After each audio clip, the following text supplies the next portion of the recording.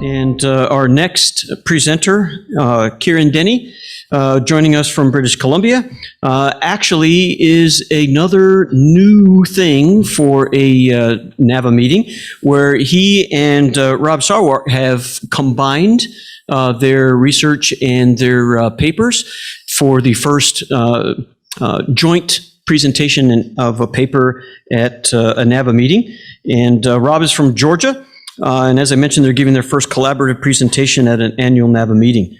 While Rob is not able to be with us today, Kieran will be presenting their joint paper entitled Monsters in the Wind, the Dragon Motif as a Central Vexillological Device. So Kieran, I'll bring up your slides.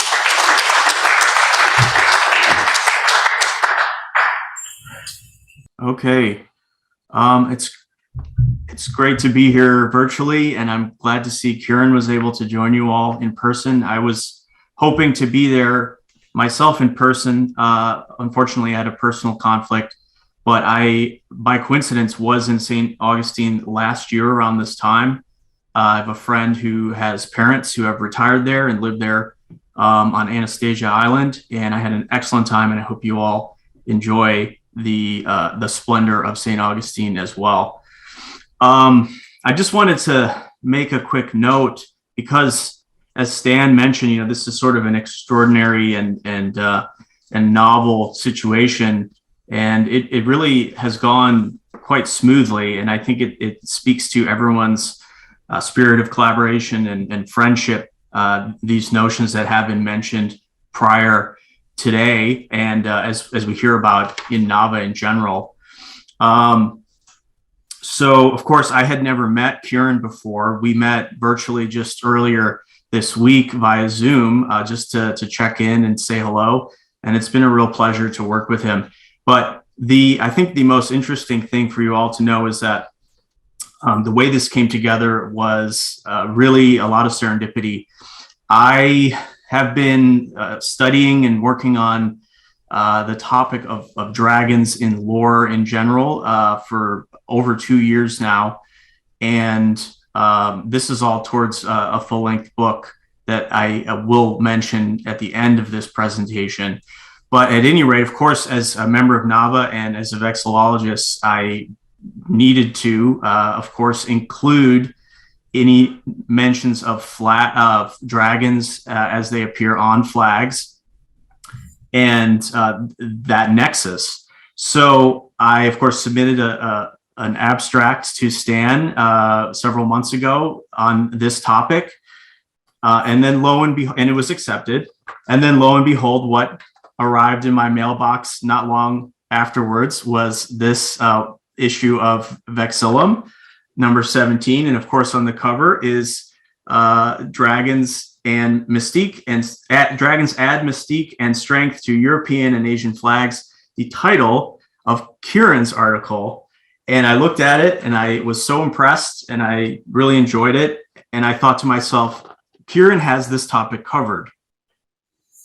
There's no reason for me to continue to plan on presenting on this topic at NAVA 56. And I said happily to Stan and to Ted K. I said, I'm doing this, of course, gladly, because it's been done. I'm going to bow out. Well, they encouraged us to collaborate instead. And they said, you both have an interest in this topic. Kieran has done a fantastic job on his art in the form of his article, but there are probably areas where there isn't overlap between Kieran's research and my research. So we decided to go for it, and this is the result of that collaboration. So thanks again to Kieran for being game to join me in this endeavor, and I really look forward to moving forward with this paper with him and presenting with him today. So without further ado, I'll pass it over to Kieran, and he will get us started on our presentation for the dragon motif as central vexillological device. Thank you. Go ahead, Kieran. All right, well, thank you, Rob. So let's get started.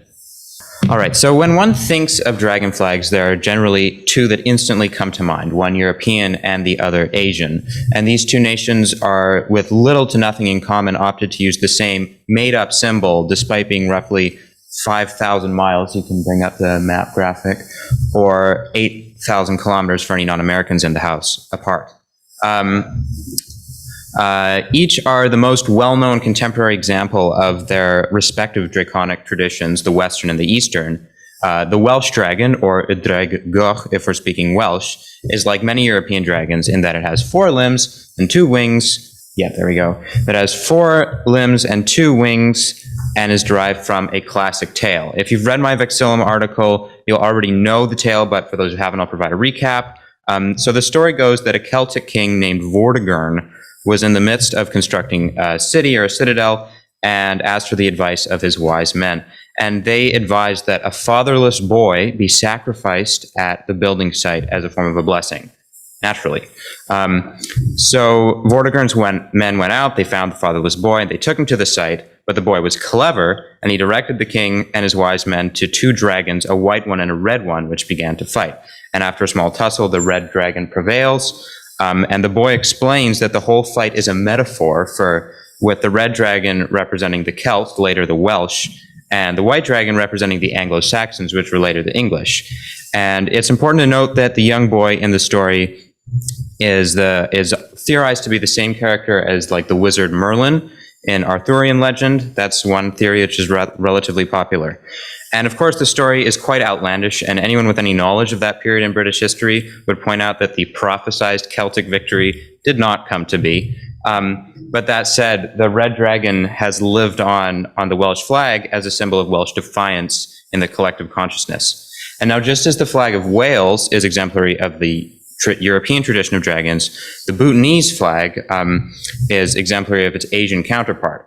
Originally green but now white, the Bhutanese dragon is different in form from the Welsh, being much more serpentine and lacking any wings. It holds a jewel in each claw with fewer toes than the Welsh dragon. Like the majority of Asian dragons, it is a symbol less of defiance and warlike attributes and more a symbol of good tidings and prosperity. What Bhutan and Wales have in common is their dragons are both by far their most recognizable symbol, with the Bhutanese dragon taking this to a whole nother level.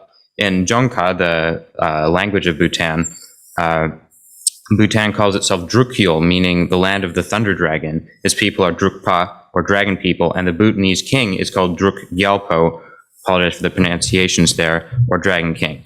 And so now for the rest of the presentation, I'd like to embark on a grand tour of sorts of dragon flags from around the world to gain a better understanding of their significance of the dynamic symbol in cultures worldwide, beginning with China.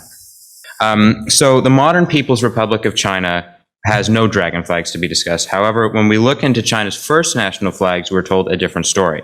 The final imperial dynasty in China, the Qing Dynasty, flew an azure dragon on a yellow field with a red pearl in the upper hoist.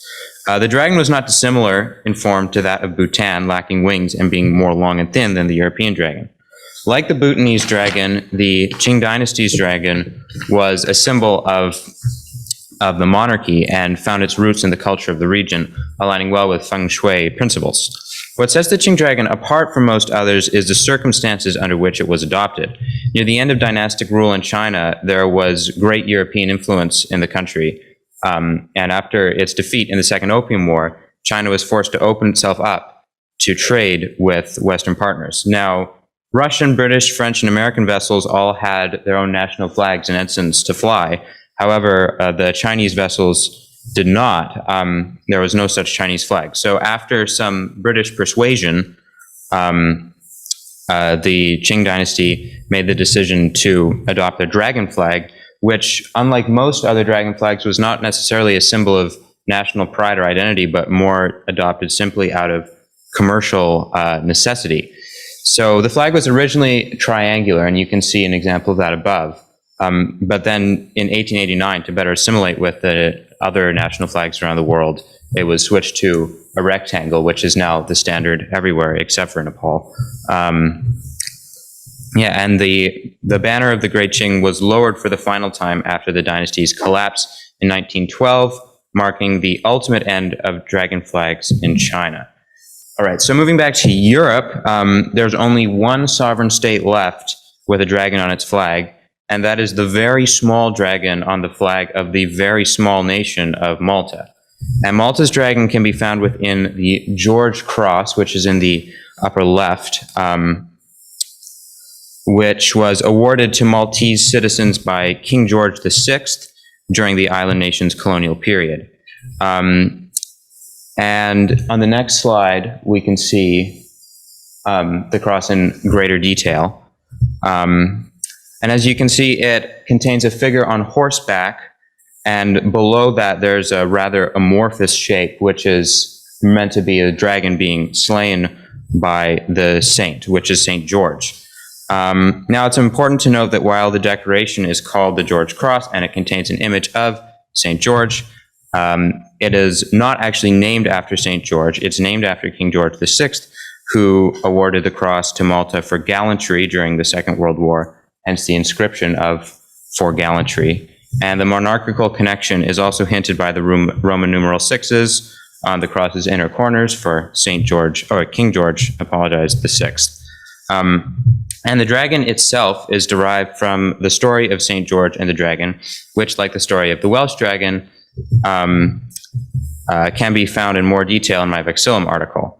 There are, of course, many interpretations of the story, but briefly stated, in the 4th century AD, St. George saved a village from a terrible dragon, which ate one resident of the town each day. At first, the villagers selected people for this fate at random, but then the king's daughter was selected. Dragon had to go. St. George took matters into his own hands and slew the dragon, with the townspeople converting to Christianity in return. And St. George has been the patron saint of England since the 14th century, and depictions of him slaying the dragon remain common on European flags to this day. So now, in discussions of European dragon flags, England is often overshadowed by its western neighbor Wales, potentially the only topic in which that's the case. However, that's not to say that England doesn't have its own rich history of dragon flags. Quite opposite, in fact. The most notable of the English dragons can be traced back to the kingdom of Wessex, which existed before any unified kingdom of England, so it was completely independent, unlike modern English counties. And a very early version of this dragon symbol was used by Alfred the Great, the King of Wessex, during his campaign against the Vikings who inhabited northern and eastern England. That said, the most well-known historical use of the dragon in England was nearly 200 years later by Harold Godwinson, England's final Anglo-Saxon king. And perhaps one of the most famous events of medieval English history, Godwinson carried a golden dragon standard into the fateful Battle of Hastings, which anyone knowledgeable about history will know he didn't carry it out of the Battle of Hastings. And it's important to note that accounts of Godwinson's standard have varied a little bit. Sometimes it is said that the dragon's red, not gold, but usually it's gold. But whatever the color of the dragon, Godwinson's death in battle did not mark the end of dragon flags in England, like the fall of the Qing Dynasty did in China. And the dragon, as a symbol of the now cultural region of Wessex, was revived by William Crampton and registered with the UK Flag Institute in 1974, and now flies on a red field, as you can see at the top. And also in the region of Wessex is the county of Somerset, which flies a suspiciously similar dragon flag, with the colors reversed. But despite the resemblance, the Association of British Counties insists that both dragons were actually influenced by the Welsh dragon, which was in turn potentially influenced by ancient Roman dragons called Vexillological. Whether or not the theory holds water is up for debate. However, regardless of the dragon's origins, it was the most popular symbol in a 2013 contest to determine the flag of Somerset. And it was the most successful, no doubt, in part due to the dragon's connection to the region. So quickly before I move on, I'd like to bring attention to a few more notable dragons in the UK. First of all, you can see the Dragon of Wessex on the shield in the very famous Bayeux Tapestry, which depicts the Battle of Hastings in extreme detail. Dragons also serve as supporters to the coat of arms of the City of London, which is very ancient. And on the flag of this village, Craig y Dorth, I believe I'm saying that correctly, which is in Monmouthshire. And once again, there is a connection to Merlin there, which is more involved with the Welsh, but also English. To the Russian Federation, moving east, we find two very different dragons. So first of these is Kazan, which is located in the Republic of Tatarstan in south-central Russia. And it's important to note that while located in the Russian Federation, Tatarstan is predominantly inhabited by the Turkic peoples, the Tatars, as the name would suggest. And the flag of Kazan flies a zealant, which is a dragon-like creature with the body of a snake and the feet of a bird. It's a little strange looking, perhaps, but it also comes from a legend which is documented by the Museum of the Kazan National Research University, which summarizes the story like this. They say, Kazan was built on a place where there was a multitude of snakes. A Tatar sorcerer lit bonfires and spoke magic words. The snakes perished, but the snake king Zealant escaped to a neighboring mountain called Gilantai, or Snake Mountain. On this site, the thus liberated people built a city. However, they were unable to live in peace as the Snake King, who had settled nearby, brought misery to them. Fortunately, in the city appeared a mighty magician, Hakim, who was able, by mighty conjurations, to kill the Snake King. And in memory of this occurrence, a representation of the Zealant is still a civic emblem among the Tatars. Now, you'll note that the Zealant was not exactly the protagonist in this story. However, in Tatar culture, it's sort of been repurposed in its role and has become a beloved civic symbol or a protector. Now, the second Russian dragon can be found on the flag of Moscow and is the now familiar St. George and the Dragon, which we saw in Malta. And it's interesting because it's been theorized that St. George slaying the dragon has a sort of a colonial symbolism of the Russian Empire oppressing its ethnic minorities. However, that is simply a theory. Many would say that it's unlikely for the symbol of Russian dominance to specifically involve the Tatars when there are a lot of other ethnic minorities in Russia. And additionally, there's the much more obvious religious connotation, given that St. George is so important in Christianity. So others may draw different conclusions. So I believe I'm now going to hand it over to Rob for a few more discussions. Thank you, Kieran. Okay, so moving on to Slovenia, which in the city of Ljubljana, the capital, which as we know and was mentioned earlier, is going to be the host city of ICV 29, the International Congress of Vexillology, next month. So like Kazan in the Russian Federation, Ljubljana, the capital of the Republic of Slovenia, is a city protected by a dragon. Their municipal flag, and of course also their coat of arms, shows a green quadruped dragon atop a white castle, as you can see in the top right corner. The claws of its front and back feet are balanced on the tower's crenellations, right? Those forms on the top tower of the castle itself. The iconic feature is also found in local statuary in Ljubljana, most famously on the city's Zmajski Most, or Dragon Bridge. Zmaj in many Slavic languages is the word for dragon. Like the Welsh and the Tatars, in their iconography, the Slovenians maintain a less purely antagonistic relationship with the dragon and instead view it as a potential, if not a fully reformed ally. It's, in essence, a protector against outside threats and foes. However, Ljubljana's municipal website explains that such a symbiotic arrangement was not achieved without a fight. And I quote, between the present-day Virnica, which is another city in Slovenia, and Ljubljana, the Argonauts of ancient Greek legend found a big lake surrounded by a marsh. It was here that Jason came across a terrible marsh monster, which he fought and eventually slew. This monster was the Ljubljana Dragon, which today has its permanent abode on top of the castle tower in the Ljubljana coat of arms. So you can see how it was adapted from this ancient lore as a foe and has become a protector. And also seen as seen in the case of Kazan in the Russian Federation, before Ljubljana's dragon could be reborn as this symbolic guardian of the city, it had to be slain, right? And this tale is also the source of the dragon flag of another Slovenian city, which you see in its coat of arms on the bottom right corner of the screen. That's Košice, which is a city in Slovenia on the border with Croatia. So in brief, I wanted to show a little bit of evolutionary vexillography in the spirit of Donald T. Healy, who proposed this approach in the 1980s of the flags of Macau.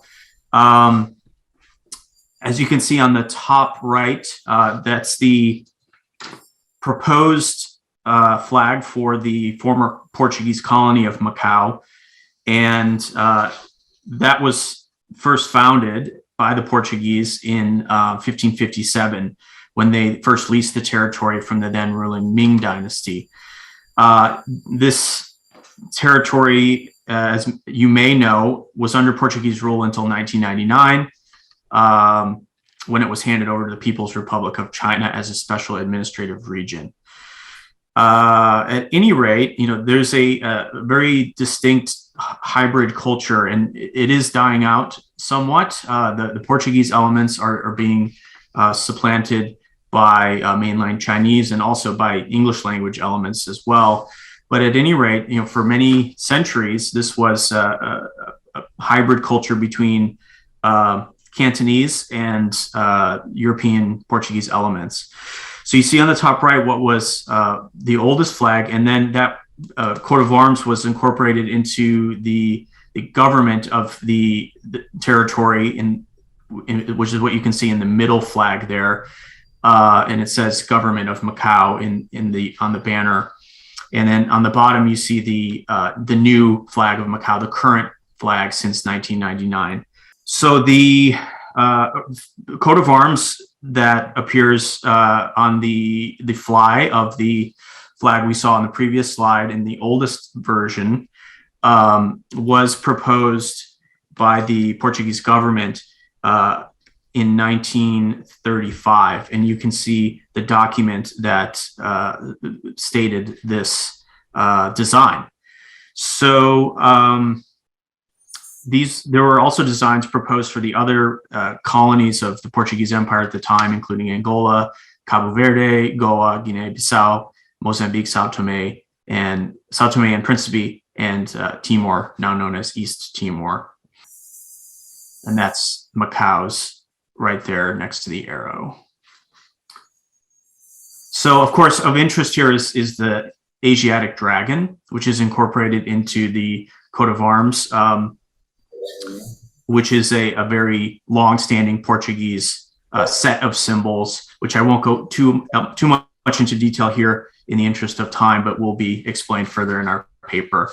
And then I wanted to touch on Hong Kong as another similar example of this fusion between Eastern and Western draconic varieties as seen through vexillology.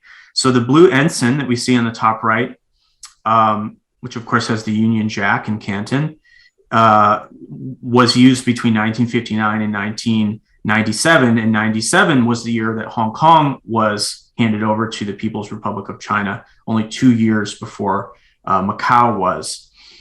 Of course, this design and any use of the Union Jack was entirely, and the coat of arms, of course, as well. Both of those were discontinued entirely after 1997 because, of course, the People's Republic of China was now in power. So you see the current flag on the bottom right, which is very distinctive, completely different design and semiotics from the colonial version. But of interest to our interpretation of current events is the use of this colonial flag in the protests in Hong Kong in 2019 and even into 2020 and somewhat beyond, although many of those protests have been suppressed and are no longer happening. But this was, again, against the total takeover of Hong Kong by Beijing, right, the central government of the People's Republic of China. Hong Kong, after 1997, had a degree of autonomy and many laws that were unique to that special region. And now it is being more fully incorporated into the People's Republic of China, much to the chagrin of many local Hong Kongers. And you see in this photograph from 2019, the colonial flag of Hong Kong being very prominently featured and waved. Okay, so just in conclusion, who really cares about dragons, right? I hope we've convinced you that they are of interest. It's a fascinating topic. But one particular story really stood out to me, and I had to include it in my forthcoming book as well, which is that of an individual named Vinath Odomsine of Dublin, Georgia, my current home state. In brief, Mr. Odomsine, he purchased this card, which is a Pokemon card from 1999, at a cost of $57,789 US in August of 2020. However, the means by which he funded this purchase was through a $85,000 payroll protection program loan from the US government that was supposed to be towards saving his business from peril caused by the coronavirus pandemic. He was arrested. He's currently serving 3 years in prison. So who cares about dragons? Well, certainly this individual did, and he paid dearly for his love and passion for dragons. So just a little side note there, and I'll go quickly to our final slide. For more, please see Kieran's excellent article, Dragons and Add Mystique and Strength to European and Asian Flags, as I mentioned, in Vexillum number 17 from just, this is the most recent issue, of course, from March 2022 rather. And my book is titled Big Dragon Energy, The Origin and Evolutions of the World's Most Enduring Mythological Creature from Ancient Lore to Modern Pop Culture, which will be published by McFarland and Company, hopefully by early 2023. So with that, I thank you all very much for your attention. And I thank you, Kieran, for being a great collaborator on this project.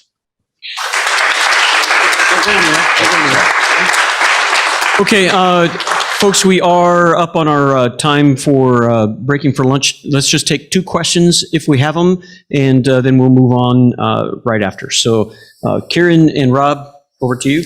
2 questions if you would. Over there. Do you see any particular different ways that they use different kinds of dragons in different cultures? Like, for example, in they use the amphitheater, in Bhutan they use a lone dragon, and in Wales they use a standard dragon. Is there any difference in either they become those, or are they treated as the same dragon universally? So, restate the question. So I believe you're asking about differences in the visual form of dragons between cultures and whether they're represented the same way. And of course there are a lot of different variations. You know, as I said earlier, in Europe the dragons have more. They have limbs, they have wings, whereas in Asia they tend to be more serpentine. And they are treated differently. In Europe, they tend to have a more negative connotation, or if it's positive, it's more of a warlike protector. Whereas in Asia, it's tend to be more symbols of good tidings and wealth and prosperity. So hopefully that answers your question. Do we have one more? Okay. It seemed like almost every dragon you had shown had a loop in its tail. Was there any symbolism behind that? I'm not aware of any specific symbolism regarding the loops in the dragon's tails. It's entirely possible that there's something there that we missed. But I think my best guess is that it's just become a standard way to draw dragons. I don't know of any specific connotations. Yeah, it's mostly style.